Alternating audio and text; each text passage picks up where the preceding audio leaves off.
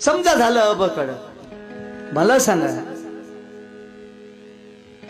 Noun matric जरी असलं ना 8वी पास असलं तरी त्याला त्या अबकड झाल्यामुळे डायरेक्ट कलेक्टर होता येईल का? शिकावंच लागेल ना. IPS MPSC परीक्षा देण्यासाठी, IPS होण्यासाठी परीक्षा द्याव्या लागतील ना, अभ्यासच करावा लागेल ना, शिकावंच लागेल ना, तशी पात्रताच बनवावं लागेल ना. महाराणी काय केलं? शिकले. हा गुन्हा आहे का त्यांचा? मग जास्त शिकलेला महार जर आरक्षणाचा फायदा घेत असेल तर स्वतःच आत्मपरीक्षण करा. आम्ही कुठे कमी पडलो आणि आम्ही का कमी पडलो? आरक्षण एससीचं बाबासाहेबांना सगळ्याला दिलं का एकट्या महाराला दिलं? सारखंच आरक्षण दिलं ना 59 जातीला, सारखंच दिलं. मांगाला दिलं, चंभाराला दिलं, कुंभाराला दिलं, सगळ्याला दिलं, भंग्याला दिलं. मग महाराची प्रगती का झाली याचं अवलोकन करा ना, अवलोकन. अबे गुळगुळ्याच्या काठ्या महारायनं फेकून दिल्या आणि शाळेच्या पायऱ्या चढायला लागला महाराचा पोरगा. बापानं पायात चप्पल घातली नाही पण पोराच्या हातामध्ये पाटी आणि पुस्तक दिलं. माईला लुगडं भेटलं नाही पण पोरीच्या हातामध्ये पेन आणि लेखणी दिली. म्हणून ही प्रगती. तुम्ही या ना, आम्हाला ओव्हरटेक करा, शिका, खूप शिका. कोण तुम्हाला अडवलंय?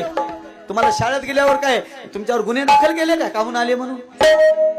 शिका ना, करा आम्हाला ओव्हरटेक. मांगावर बोललो की मांगाचं वय.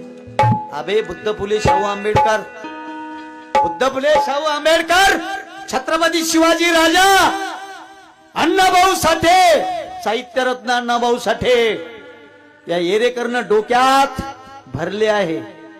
मग सांगा मनुवादी भडव्यांनो, जातीवादी भडव्यांनो, जातीच्या पुजाऱ्यांनो, मला तुम्ही कोणत्या जाती धरले आहे?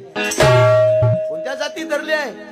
काही बॉम्ब उठवली येरेकर मांगाचं वय? होय ना, मांगासाठी मांगाचाच हाव, सगळ्यासाठी मी सगळ्याचाच हाव. मी माणसासाठी गातो, जातीसाठी गात नाही. मला आश्चर्य वाटते बाबा, मग आजा महाराचा, मग आजी महाराची, मग बापय महाराचा आणि मग माये महाराची. अरे मीच कसा महाराचा? बाई म्हणानं घेण्या देण्याचं बदनामी करायची. एखादा प्रबोधनकार असेल, एखादा चांगला विचारवंत असेल, अरे बुद्धाची बदनामी झाली, बाबासाहेबाची झाली, हाल तर अण्णाभाऊ साठेचे झाले नाही का? कोणाच्याही बोलण्याला बळी पडू नका. RSSचं मनुवादी लोकांचं षडयंत्र आहे.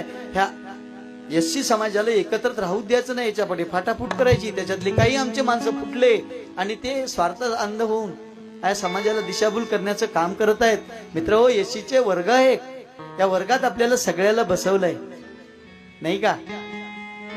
अबकड जरी झालं तर विषय बदलणार नाहीत. एखाद्या वर्गाचे अबकड जरी झाले, तुकड्या जरी झाले, विषय तेच राहतील. तुमच्यासाठी काय विषय बदलणार नाहीत. विद्यार्थी असं आहे ते. शिका तुम्ही. शिकण्याचे दालन खुले केलेत बाबासाहेबांनी सगळे एससीच्या कॅटेगरी मध्ये बसणाऱ्या लोकांना. याईनच फायदा घेतला म्हणजे काय? आमच्यासाठी काय वेगळा एससीचा काय कोटा केलता का बाबासाहेबांना संविधानामध्ये? तेच तुम्हाला दिलं ना. फक्त तुम्ही शिका, आम्हाला ओव्हरटेक करा आणि पुढे जा ना.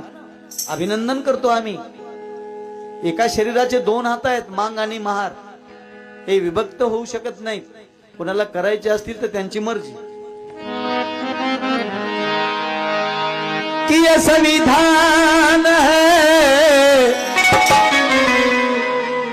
गीता के हर एक श्लोक में हिंदुओं का ईमान मिलता है, बाइबल के हर पन्ने पे ईसा मसीहा का फरमान मिलता है,